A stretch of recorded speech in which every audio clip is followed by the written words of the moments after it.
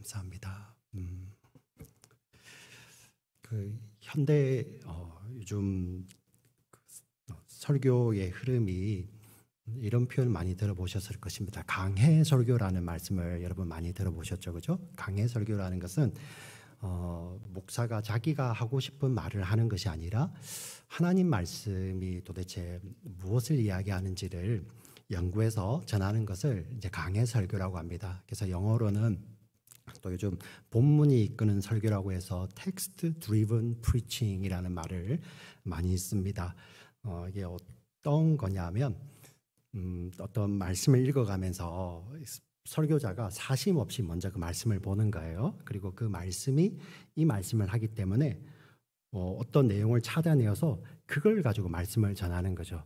그렇기 때문에 이제 설교를 작성할 때 가장 뒤에 하는 것이 뭐냐면 요즘은 제목을 붙이는 겁니다. 제목, 설교의 제목.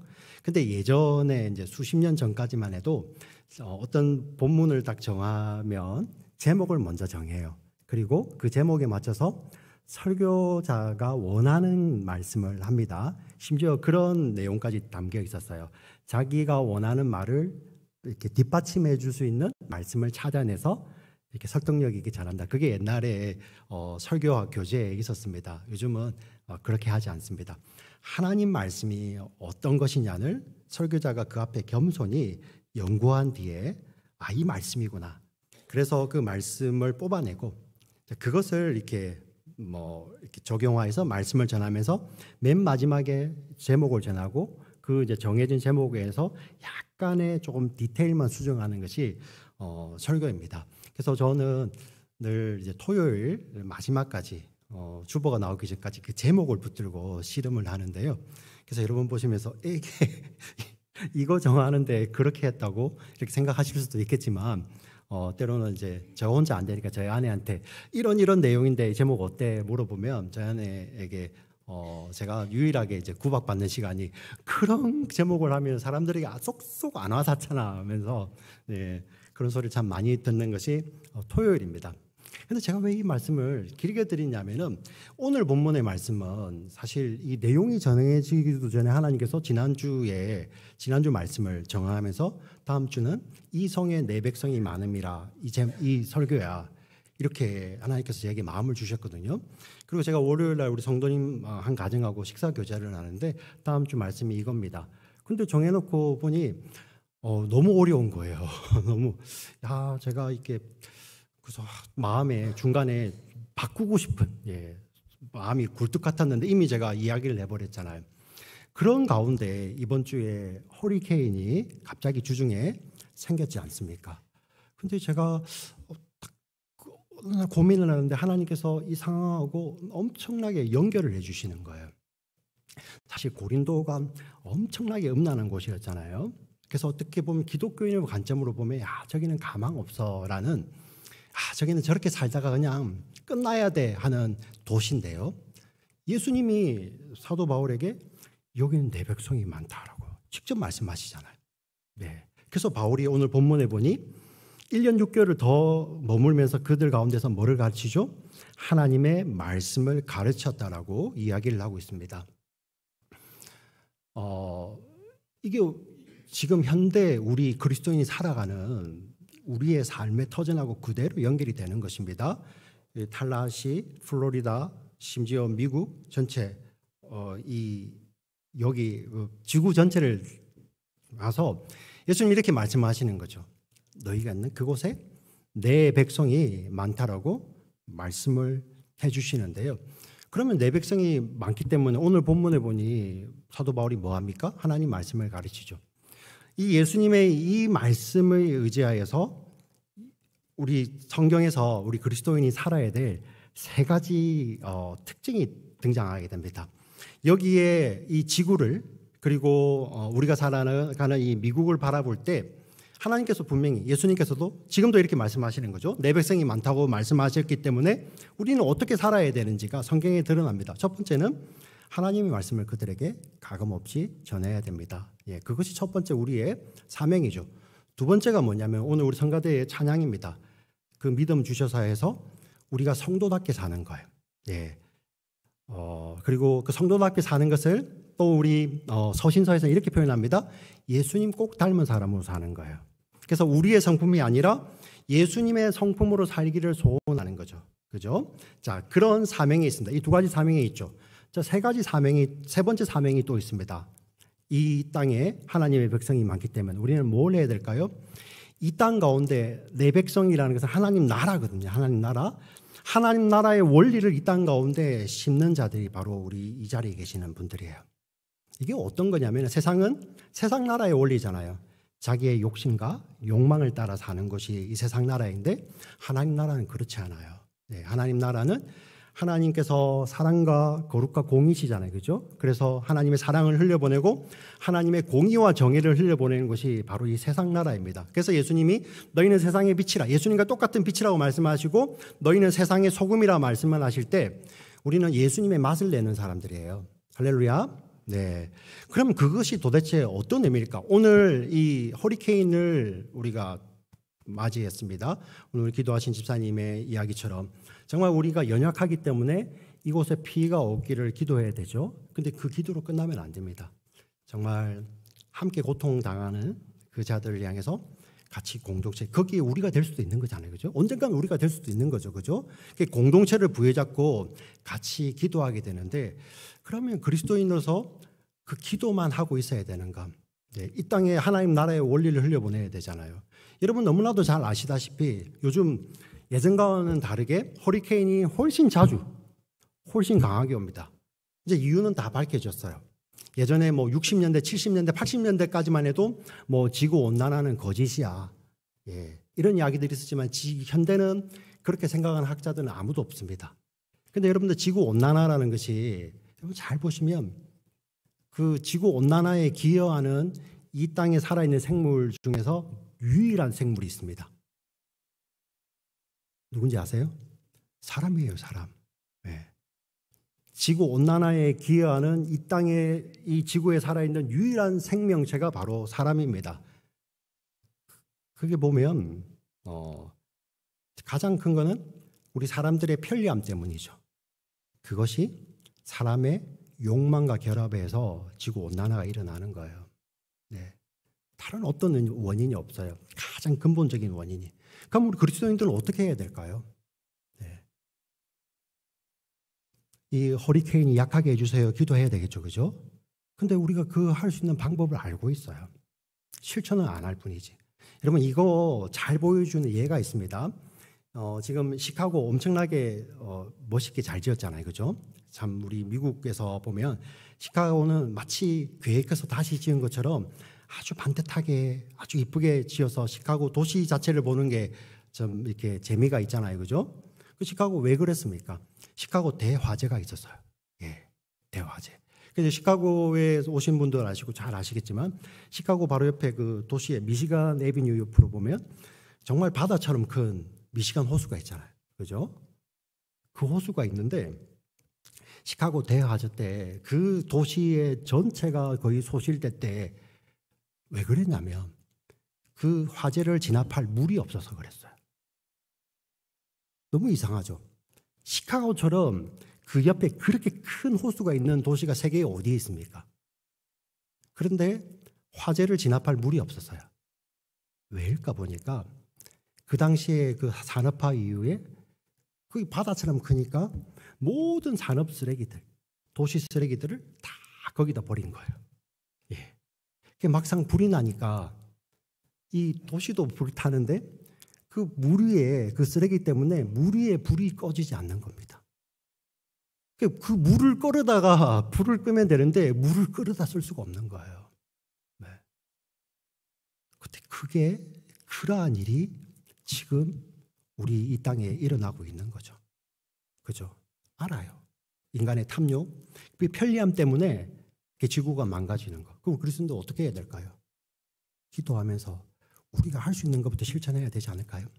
그게 하나님 나라 원리 아닙니까? 네.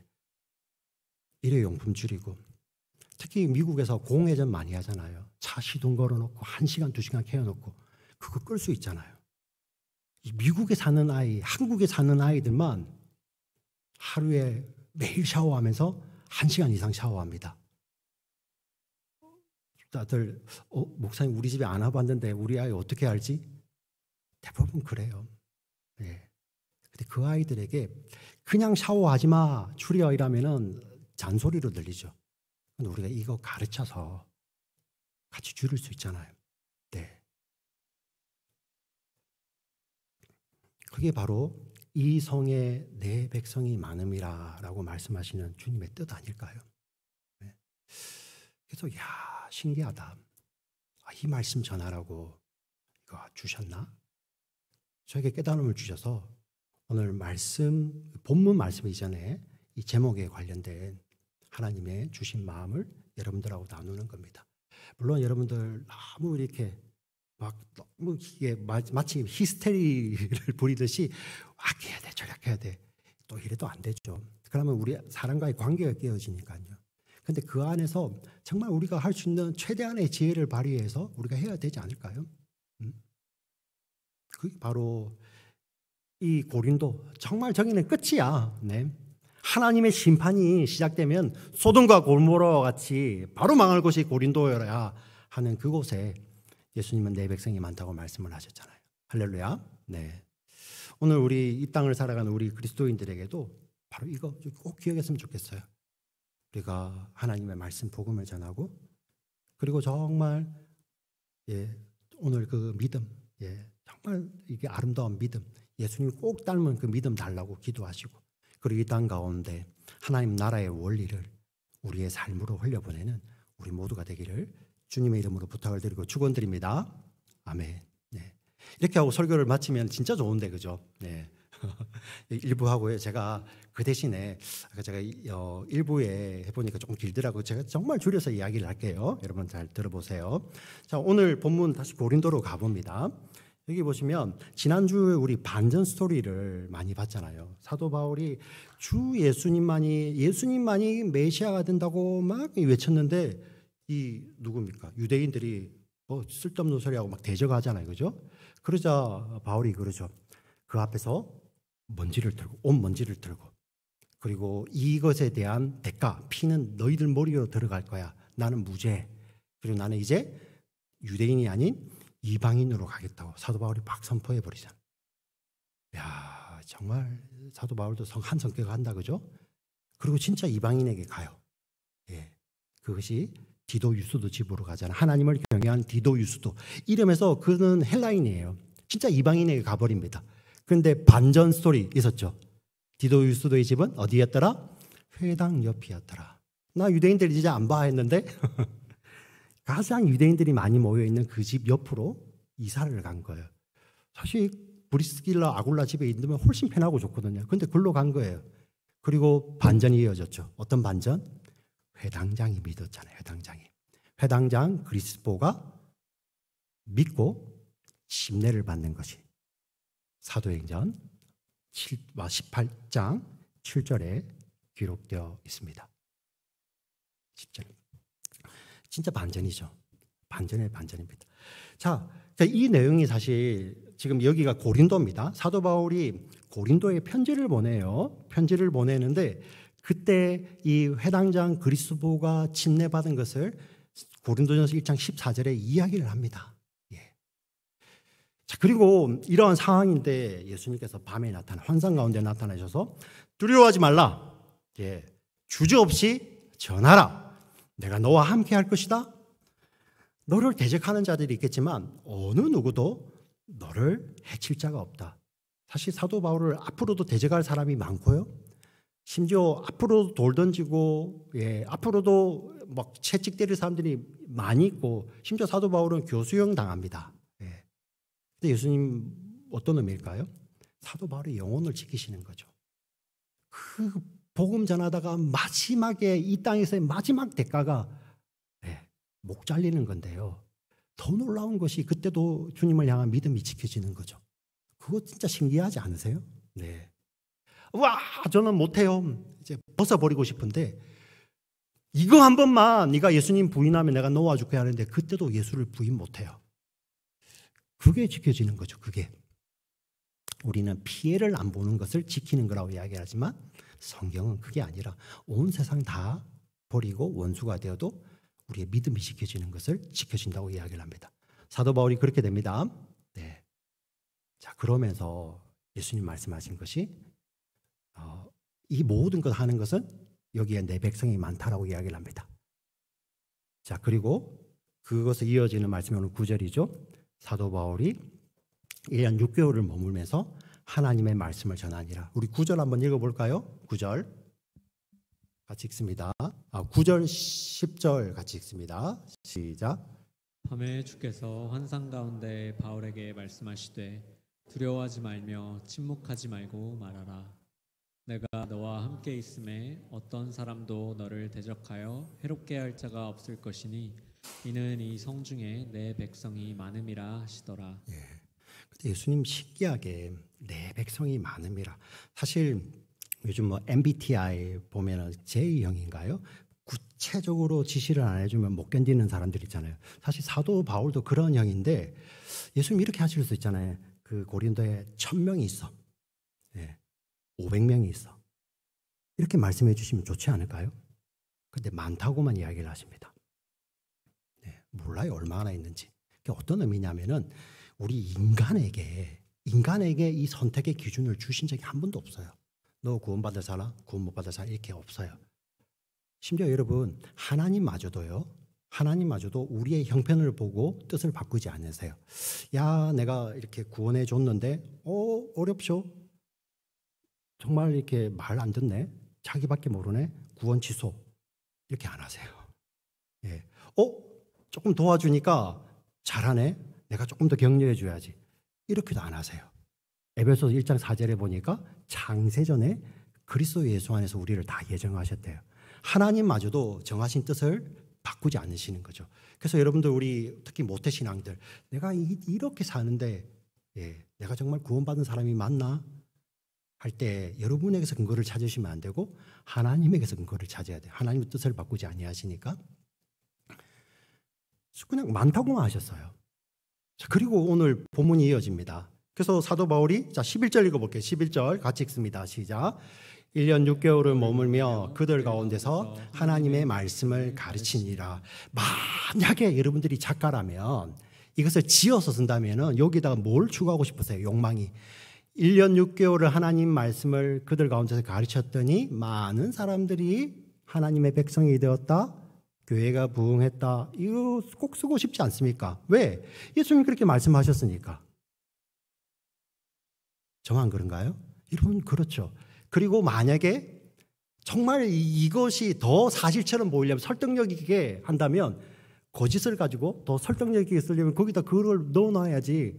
야, 맞네. 예수님 말씀대로 되네. 근데 그런 말이 없어요. 예. 그 사실 뒤에 이어지는 내용이 전혀 이 성중에 내 백성이 많다는 것과 전혀 관련 없는 것처럼 보이지만 사실 예수님께서 말씀하신 내 백성이 많은 것은 수를 말하는 것이 아니라 어떤 사람까지도 구원받는가를 보여주는 말씀이 오늘 읽었던 말씀이에요. 예. 그 사건이 바로 12절부터 17절입니다. 12절을 읽어보겠습니다. 12절 같이 읽습니다. 시작. 갈리오가 아가야 충독되었을 때에 유대인이 일찍이 일어나 바울을 대적하여 법정으로 데리고 가서 여기서 나오는 갈리오는 역사 가운데서 굉장히 유명한 사람입니다. 네. 어떤 사람이냐면 여러분 그 로마의 세네카라는 사람 이름 들어보셨을 것입니다. 세네카 검색해 보시면 철학자요. 연설가입니다. 그리고 여러분 잘 아시는 로마의 4대 황제죠. 네로의 어릴 때부터 스승이었고 네로가 54년에 황제에 오르고요. 68년에 이제 네로가 죽게 됩니다.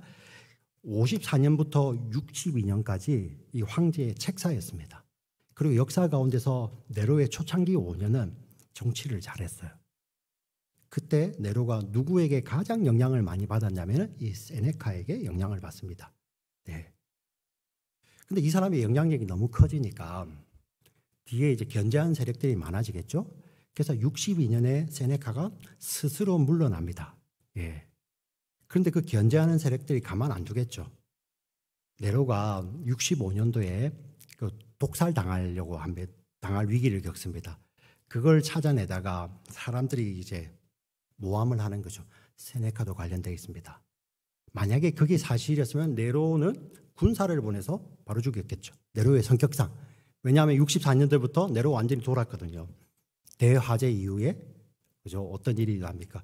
기독교인들이 이렇게 했다면서 68년까지 엄청난 박해를 하는 시기가 바로 그 시기입니다. 그런데 네로가 세네카에게 군인을 보낸 것이 아니라 스승님 자결하십시오 합니다.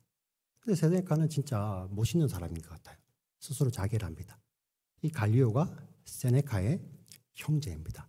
형제가 셋밖에 없는데 삼형제입니다. 거기에 하나입니다. 그리고 이때 지금 여러분 잘 아시는 그 델파이 신전, 델포이 신전이라고 되어 있죠. 우리 델피 신전이라고 나와 있습니다. 거기에 가면 그리스의 가장 유명한 유적 중에 하나가 그 당시 그리스 로마 신화의 신이 이 세상의 중심이 어디입니까? 라고 딱 찍은 곳이 그 델피에 있습니다. 델포이라고 알려져 있죠. 거기에 세상의 배꼽이라고 해서 온파로스라는 곳이 바로 거기에 있습니다. 자, 거기가 고고학적으로 발굴이 되는데요. 1900년 초에 그러한 게 나옵니다. 거기 델피 비문이죠. 델포이 비문. 영어로 통역하시는 분, 그 델포이 인스크립션이라고 나옵니다. 근데 그게 또 다른 이름을 가지고 있어요. 바로 갈리오 비문이라고 이 이름을 가지고 있습니다. 이 갈리오가 클라우디우스 황제 때 51년부터 52년 그 사이 1년 동안 이 아가야 지역에 총독으로 있었다라는 내용이 거기에 있어요. 네, 그게 남아 있습니다. 사실 우리 사도 바울이 이 고린도로 갔을 때가 언제였습니까? 클라우디우스가 로마에서 유대인들을 쫓아냈을 때죠. 그죠? 그래서 브리스가와 아굴라가 와 있지 않습니까? 그게 49년입니다. 그리고 51년, 52년 사이, 그 사이 1년을 총독을 했던 사람이 거기에 와 있을 때예요. 지금 사도행전 그대로 시간하고 타임라인이 그대로 맞잖아요. 왜? 사실이기 때문에. 지어낼 필요가 없는 거예요. 그래서 우리 누가는 예수님 태어날 때도 정확하게 이야기를 하잖아요. 가이사 아구스도가 천하의 영을 내려 호적하라 할 때, 그때 구레뇨가 수리아에 총독되었을 때 예수님 태어나셨다라고 분명히 이야기를 하죠. 그리고 사도행전 읽어보시면 역사 가운데서 고증이 되어 있는 인물들을 계속 이야기를 합니다. 그래서 왕의 이름이 계속 등장을 하고요. 로마 총독의 이름이 계속 등장을 합니다. 그건 사람이 바꿀 수 있는 게 아니잖아요. 그죠? 네. 그래서 사실 이 누가의 원래 직업은 의사였습니다. 의사. 바울이 그렇게 이야기해요. 사랑받는 의사라고 이야기를 하는데요. 우리 신학자들은 누가의 직업을 하나 더 붙여줍니다. 역사가. 히스토리안이라고 이야기를 합니다. 그래서 사도행전은 신약 성경 가운데서 역사서로 분류하는 이유도 이 이유입니다. 그대로 이루어졌기 때문에. 네. 제가 왜 이 말씀을 드리냐면요. 사도행전을 잘 읽어보시면, 누가복음을 잘 읽어보시면 사람들의 이름이 이렇게 중요한 사람들의 인물, 그 당시에 누가 들어도 잘 아는 사람들의 인물을 등장시켜서 이 일이 그때 있어서라는 것을 밝히 증거를 하는데 가끔씩 개인의 이름이 등장을 합니다. 예. 왜 그럴까요? 아무 의미 없이 하는 게 아니라 의미가 있기 때문이죠. 우리 18장에 보면 예수 믿고 침례를 받았던 그리스도가 회당장이죠. 그 사람 이름이 나와요. 그리고 오늘 17절에 또 회당장 다른 사람 이름이 나옵니다. 그럼 여러분 잘 보시면 사도행전에서 보면 회당장들이 여러 명이 있습니다. 앞에 보면 비시디아 안디옥에 있을 때 회당장들이라고 이야기를 하는데 거기에서도 사도 바울은 누가는 그 이야기를 안 합니다. 이름만 말 안 해요. 근데 여기에 이름을 이야기합니다. 왜 그랬을까? 이 당시 이 사도행전이라는 편지를 받는 이 고린도 사람들은 이 사람이 누군지를 잘 아는 거죠. 네. 이 맥락을 기억하시고 보시면 좋겠습니다. 이 갈리오가 총독으로 왔어요. 이 유대인들이 이거 옳았구나. 사실 뒤에도 나오지만 총독이 새로 올 때 유대인들이 가서 송사를 합니다. 우리 이거 좀 들어주세요 합니다. 예. 그리고 그 당시 총독들이 그 일을 했어요. 어느 지역에 새로 갔을 때 그 지역의 수건 사업 있잖아요. 그죠? 그리고 처음 왔을 때 제일 힘 있을 때잖아요. 그죠? 예. 그 이야기를 들어줌으로 말미암아 사람들에게 환심을 얻는 거예요. 그러면 너무나도 편하게 다스릴 수 있지 않습니까? 그 맥락에서 유대인이 뭘 하냐면은 이 원수, 바울을 데리고 갑니다. 이 사람이 법을 어겨가면서 하나님을 가르치고 있다. 어떤 의미냐면 우리 정통 유대교가 있는데 이 사람은 사입이야 이렇게 이야기를 합니다. 근데 오늘 본문에 읽었지 않습니까? 갈리오가 나 그거 재판 못해. 네. 이 사람이 만일 나쁜 일을 하고 악한 행동을 했다면 내가 재판을 해야 되지만 너희들의 말, 로고스, 너희들의 말, 명칭 그리고 법에 관한 거라면 나는 안 해. 나는 안 해. 너희들이 알아서 해. 그렇게 이야기를 합니다. 자, 그러면서 한번 볼까요? 13절, 14절 한번 읽어볼게요. 같이 읽겠습니다. 13, 14, 15 같이 읽습니다. 시작. 말하되 이 사람이 율법을 어기면서 하나님을 경외하라고 사람들을 권한다 하거늘. 바울이 입을 열고자 할 때에 갈리오가 유대인들에게 이르되 너희 유대인들아 만일 이것이 무슨 부정한 일이나 불량한 행동이었으면 내가 너희 말을 들어주는 것이 옳거니와. 15절 더요. 만일 문제가 언어와 명칭과 너희 법에 관한 것이면 너희가 스스로 처리하라. 나는 이러한 일에 재판장 되기를 원하지 아니하노라 하고. 네. 유대인들이 지금 법정입니다. 원고가 돼가지고 바울을 막 공격합니다. 바울은 피고잖아요. 자기를 변론해야 되는데 너무나도 신기하게 말하려고 할 때 갈리오가 끼어듭니다. 바울을 말 못하게 하고 자기가 다 해버려요. 사실 이 말씀도 굉장히 은혜가 됩니다. 우리 삶 속에서 이런 법정에 서는 것처럼 억울할 때 있죠. 그렇죠?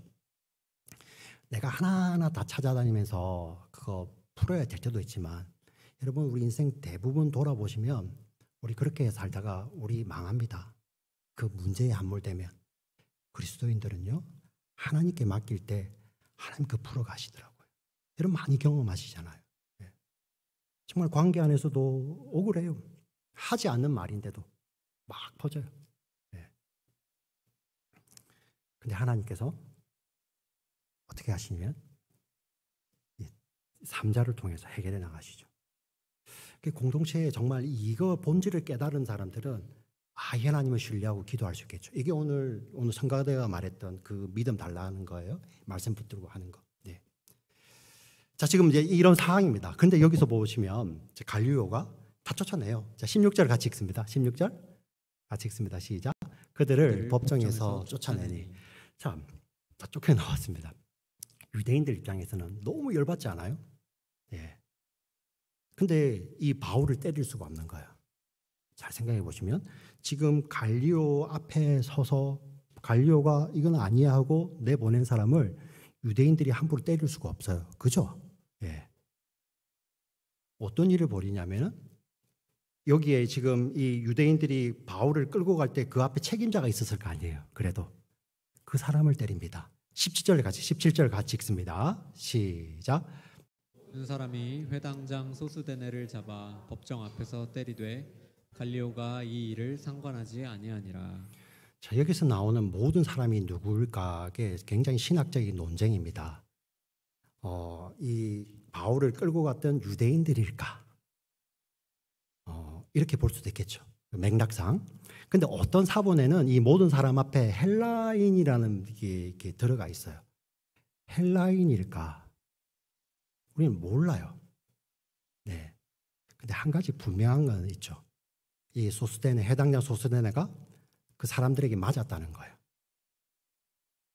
자, 유대인들이라고 가정을 한다면 네가 잘못 송사를 해서 저 바울이 풀려나지니까 너 때문이야 하고 유대인들이 사실 이 지역에서 이 공동체 그 고린도에 있는 그 회당 그 공동체의 장이잖아요. 그죠? 사실 그 앞에는 보면 이미 그리스도가 예수님을 믿고 저편을 넘어가 버렸어요. 굉장히 유대인들은 아주 위기일 거 아닙니까? 이제 소스데네가 잘해야 돼요. 근데 이게 잘 못해가지고 이런 일이 또 벌어진 거예요.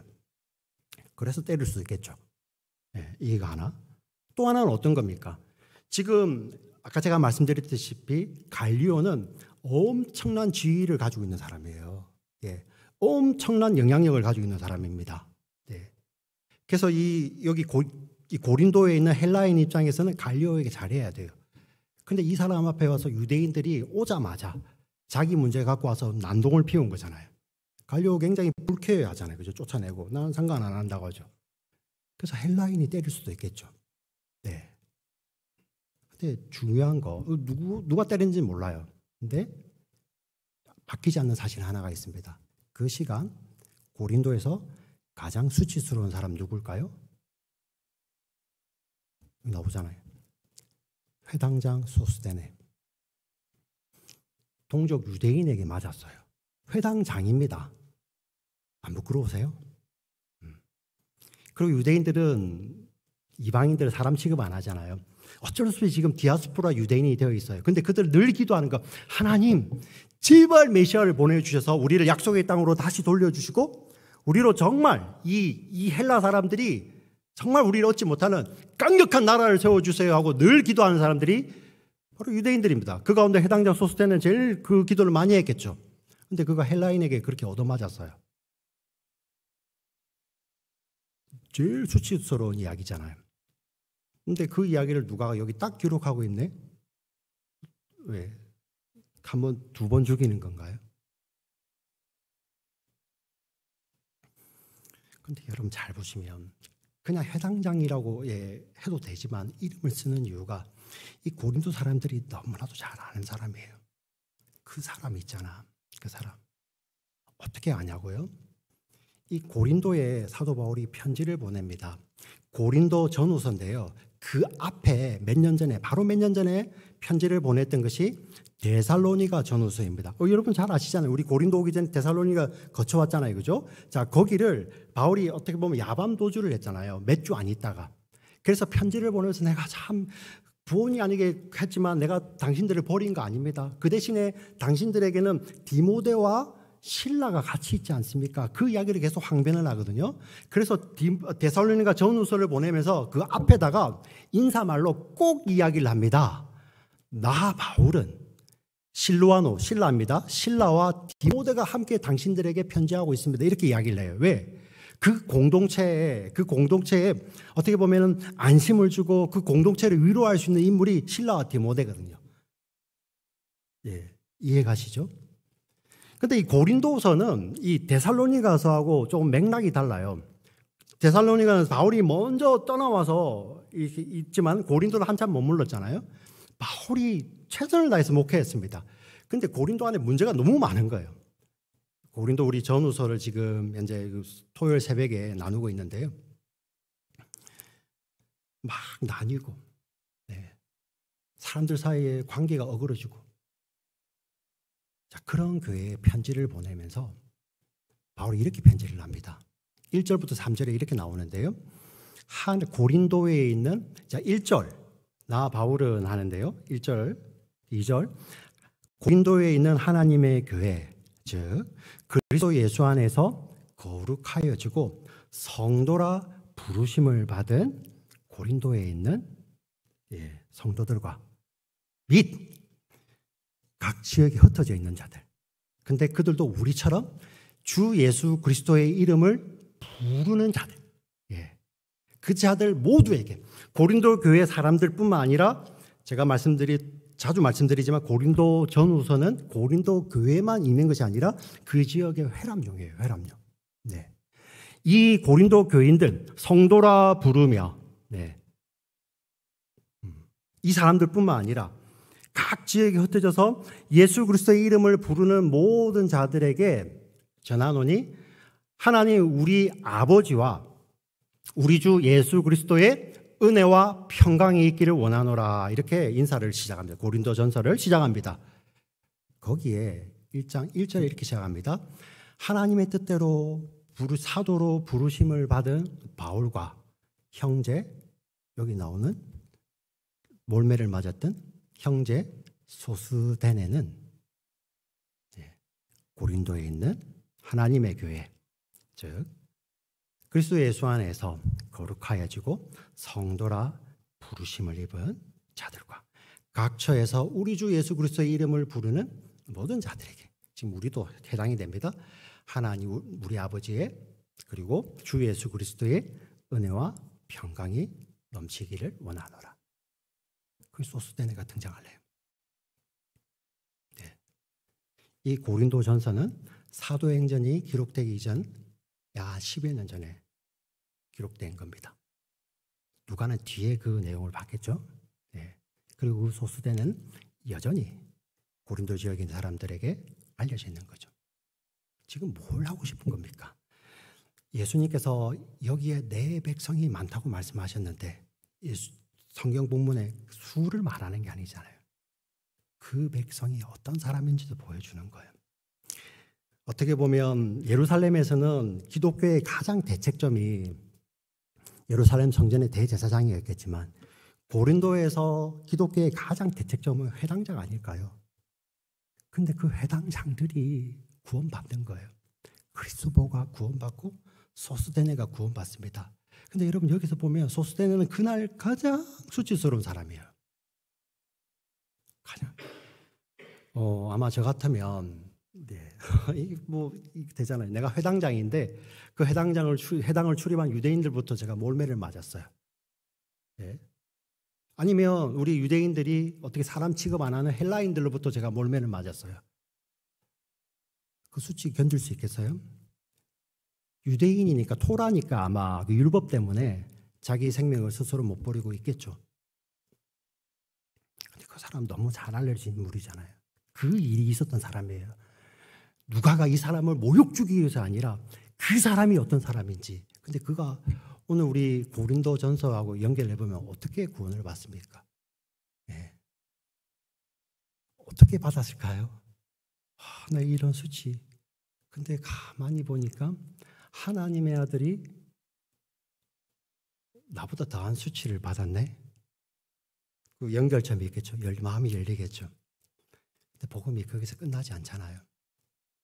그 받으셨던 이유가 우리는 영원히 수치를 당할 수밖에 없는데 그 수치를 당하시기 위해서 하나님의 아들이 이 땅에 오셔서 그런 영벌의 수치를 당하신 거.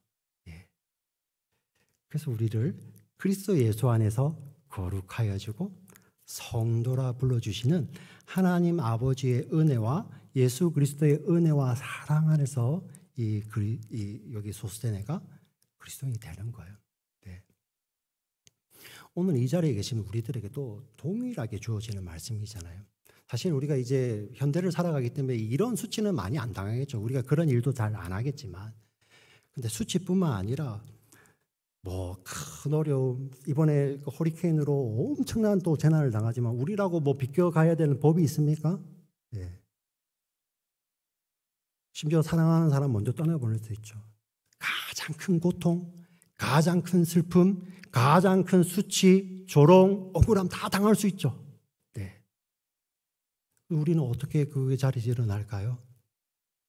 그때 우리 믿음의 사람들 정말 우리가 예수님을 진짜 만났을 때 여러분 한번 기억해 보세요. 그 수치스러운 순간, 그 힘들었던 순간에 예수님 함께 계시더라고요. 네. 그래서 우리가 믿음으로 들어갑니다. 믿음의 영역에서 예수님이 다시 보이는 거죠. 하나님의 아들이 우리를 성도라 부르시고 우리를 거룩하다고 우리를 하나님의 자녀라고 부르시기 위해서 자기의 생명을 주셨구나. 그게 복음이잖아요. 이 자리에 계신 분들도 마찬가지입니다. 남 이야기가 아니죠. 그 소스데네 이름에 그 자리에 여러분도 이름 넣으시면 됩니다. 구약성경 스가랴에 또 환상을 봅니다. 대제사장 여호수아가 하나님 앞에 섰는데 더러운 옷을 입고 있어요. 대제사장은 더러운 옷을 입으면 안 되거든요. 스가랴 3장입니다. 사탄이 그를 모욕 줍니다. 하나님 저 더러운 대제사장 죽여버려야 됩니다. 그게 바로 우리라는 거예요. 예. 그때 하나님께서 그의 옷을 갈아입히시는데요. 스가랴의 내용이 바로 그 메시아가 오셔서 그분의 사역으로 말미암아 우리가 옷을 갈아입는 거예요. 예. 그게 복음입니다. 우리가 소스데네였는데 복음이 들어와서 우리의 상처를 수치를 다 씻어주시고 상처를 싸매어 주시고 아픔의 자리에서 사랑하는 형제 자매가, 사랑하는 가족이 고통받는 그 자리에도 우리 주님이 함께 하시면서 우리를 발로 안아주시고, 그리고 그 주님이 우리를 영원한 곳으로 인도해 가시는 것이 복음이죠. 오늘 이 말씀을 들으시는 분들, 흩어져 있는 지체들, 그리고 정말 허리케인으로 고통당하시는 분들도 그 고통의 순간에 우리 주님이 함께 하시면서 붙들어 주시기 때문에 우리도 고통당할 수 있습니다. 그러나 그때도 우리 주님이 붙들어 주시기 때문에, 그 붙들어 주신 그 주님 때문에 우리는 영원히 하나님의 자녀라고 불리면서 우리의 신분이 영원히 흔들리지 않고 변하지 않는 것입니다. 할렐루야. 예, 이 예수님을 주님 오시는 그날까지 증거하시는, 그리고 예수님의 삶의 원리대로 살아가시는 우리 모두가 되시기를 주의 이름으로 부탁을 드리고 축원드립니다. 아멘. 살아계신 하나님 아버지, 참으로 감사합니다. 하나님, 우리에게 주신 이 말씀 붙들고 살기를 원합니다. 하나님, 정말 우리가 그 소스테네의 자리에 저희가 서 있습니다. 하나님, 하나님 은혜 아니면 어떻게 우리가 이 자리에 설 수 있을까요? 너무나도 감사합니다. 그렇기 때문에 이제 어떤 고난의 자리, 힘들 자리, 수치의 자리를 알지라도 그 가운데 함께 하시며 우리를 그 능하신 손으로 붙들어 주시는 주님 때문에 일어나는 저희들 되게 하여 주시고, 하나님, 주님 오시는 그날까지 이곳에 주님의 백성이 많다고 하셨는데 우리가 그들에게 말씀을 전해서, 삶으로 말씀을 전해서 함께 구원받는 우리 믿음의 자리 될 수 있도록 주여 늘 함께 하시고 인도하여 주시옵소서. 살아계신 우리 구주 예수 그리스도의 이름으로 기도드립니다. 아멘. 오늘 주신 말씀 생각하시